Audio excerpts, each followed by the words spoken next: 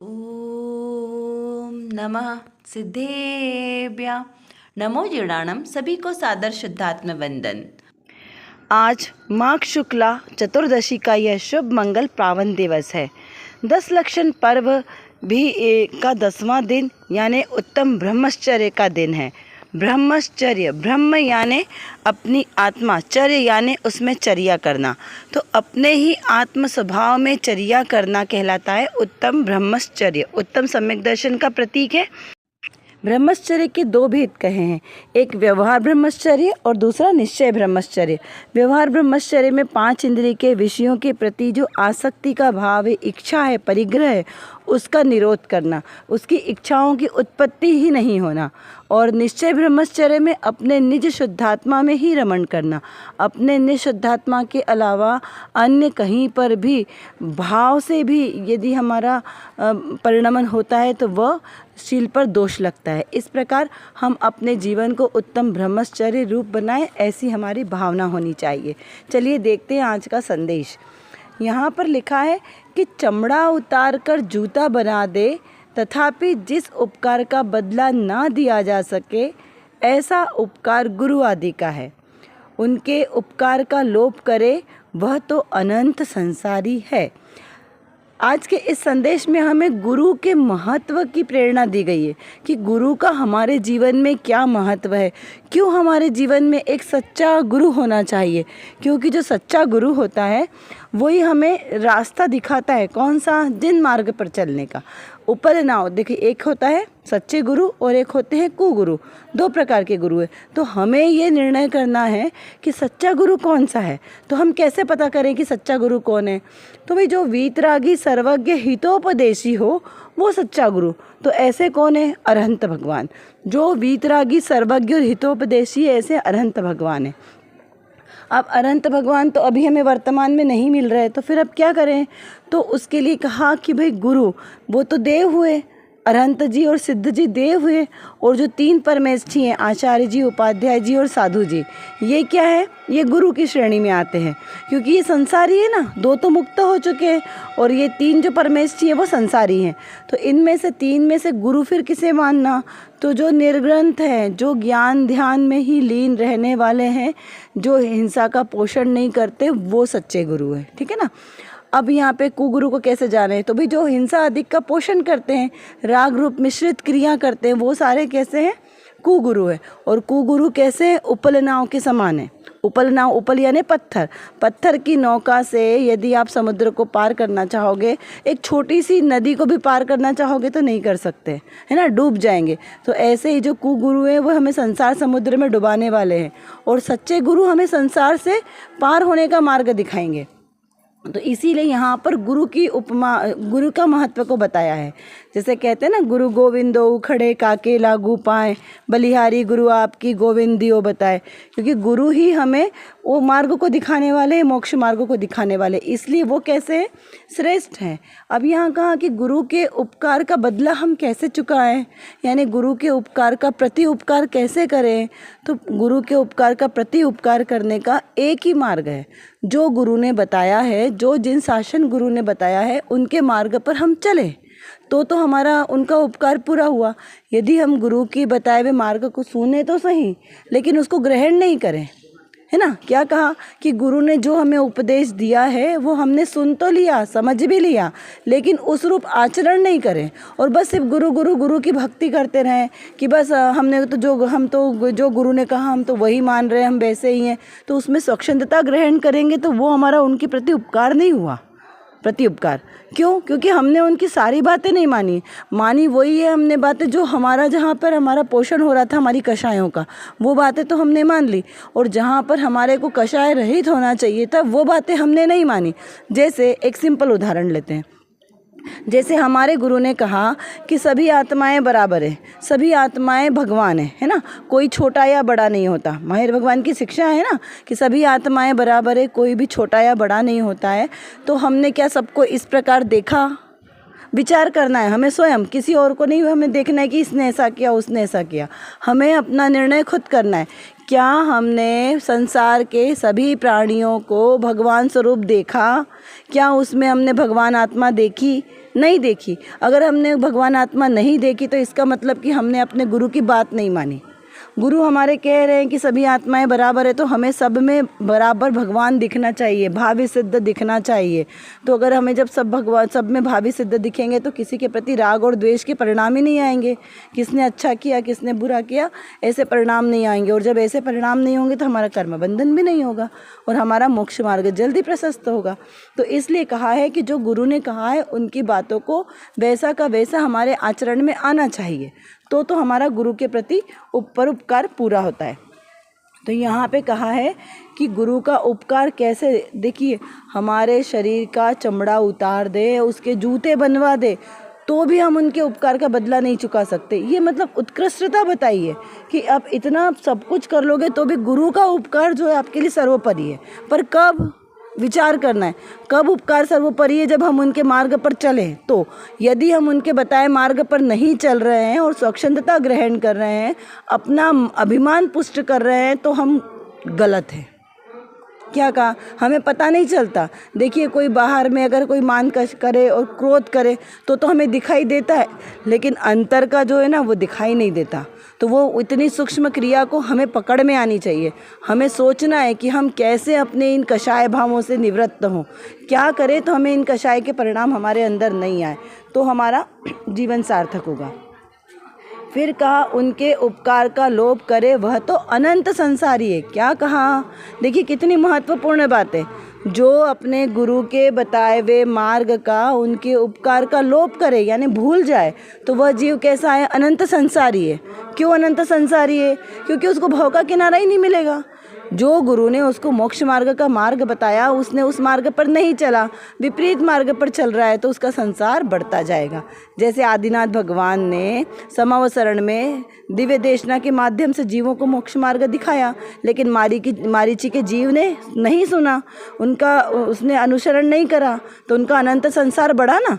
इस प्रकार से समझना, तो हमारा भी ऐसे अनंत संसार ना बढ़े और हम अपने शीघ्र ही अपने लक्ष्य को प्राप्त करें, मोक्ष मार्ग को प्राप्त करें, ऐसी हमारी भावना है। चलिए अब देखते हैं आज की रत्न कणिका में कौन सी विशेष बात आई है।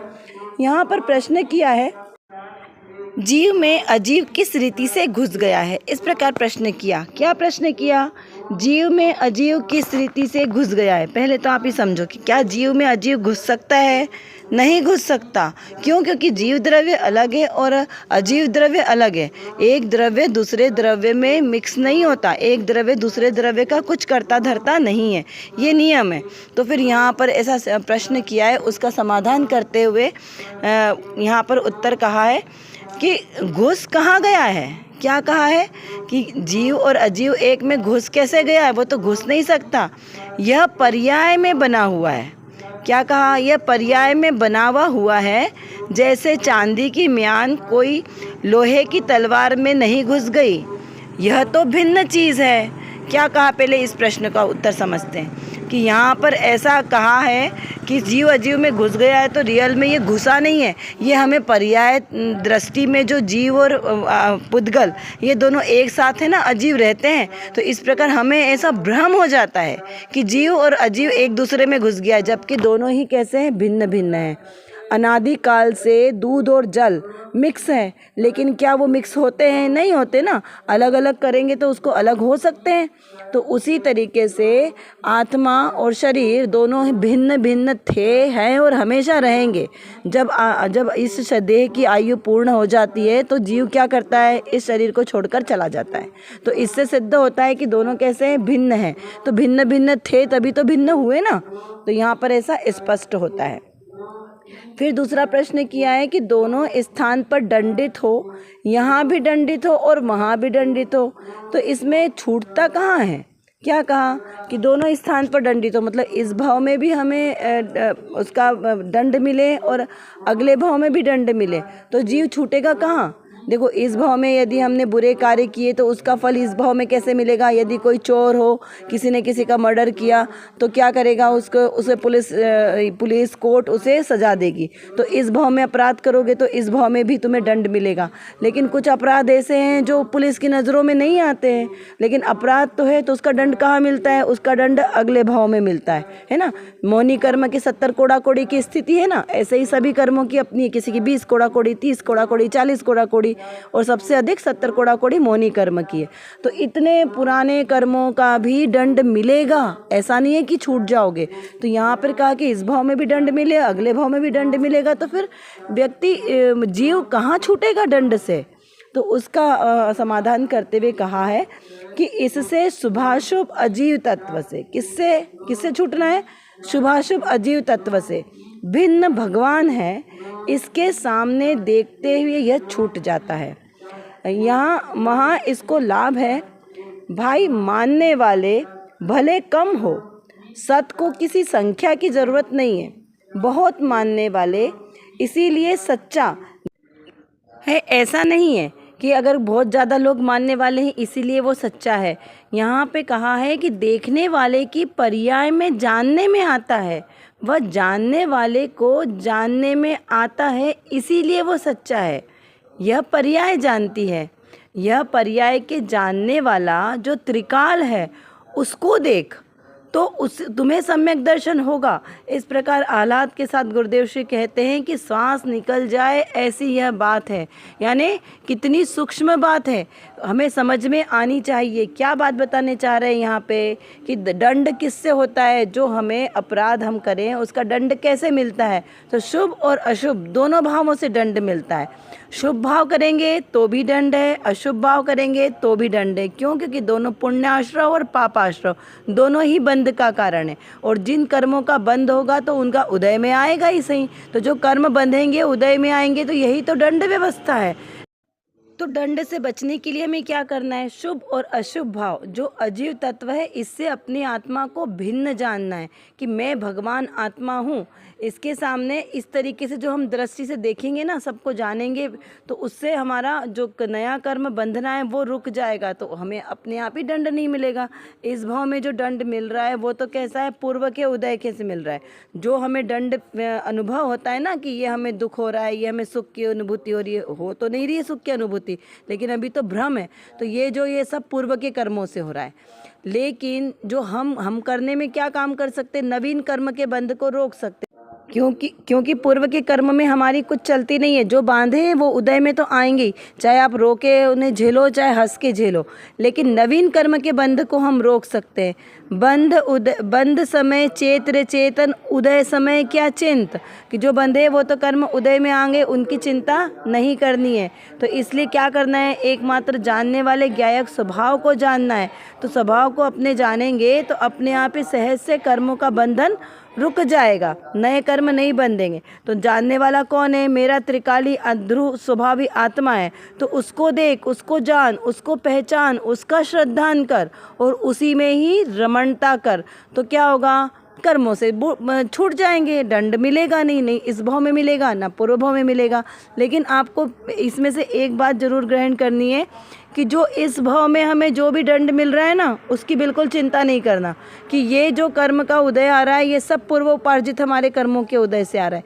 यदि इस भाव में उदय में आने वालों कर्मों की चिंता करेंगे तो नए कर्म बंधेंगे ही बंधेंगे।